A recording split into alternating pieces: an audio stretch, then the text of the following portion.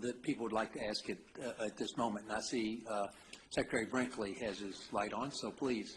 Thank you. When I read through some of the materials, it seemed that, and I remember 40 years ago when I went through all this, we spend our time in trying to develop options, allow the student or the community, and I say the community because that depends on what vocational training is available.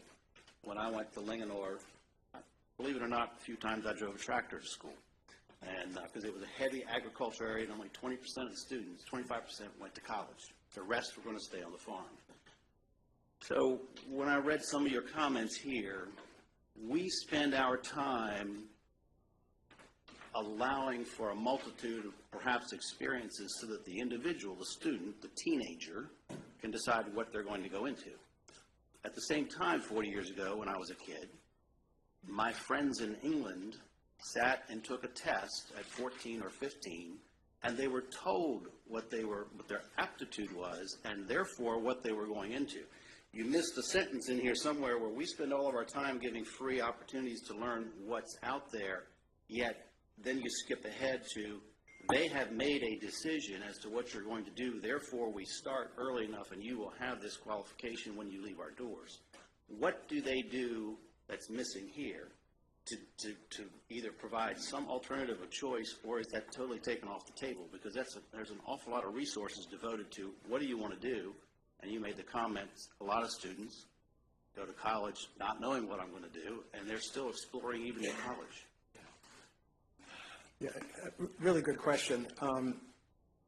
Because the choice point, again, I'll use the Swiss example, comes much earlier than it does here. I mean, basically, it's after grade 9.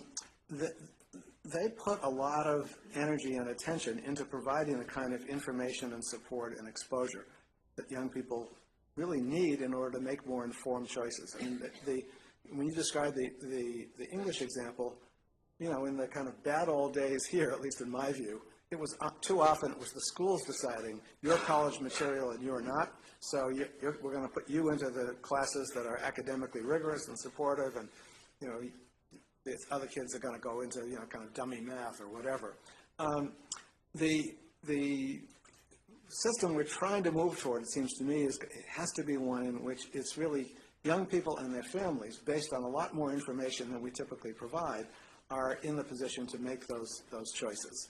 And again, for me, that ultimately this is not about kind of slotting young people or asking them to make decisions that they will then have to live with forever. We have a very flexible, rapidly changing economy. The big challenge is how to get, to push back a bit, how do we get more young people safely through adolescence, out the door by their early 20s with skills, credentials, and work experience so they can then make their way.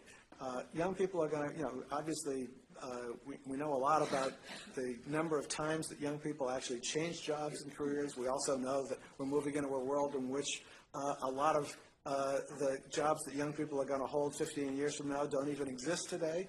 So the big challenge is giving them the underpinnings, both a solid enough set of academic skills and a solid enough kind of set of skills that are sector-specific, if you will, so that we can help them get started. So, but I'm not clear on something. Yeah. What do the top performers do? What do they to take the decision matrix off the table? It's behind them. Well, when you say take the decision matrix off the table, meaning what? By 16, you're going to be an HVAC person, and you're going to walk out with all the technology skills. I mean, the way this works in the dual system countries is ultimately what has to happen, and it's a challenging process.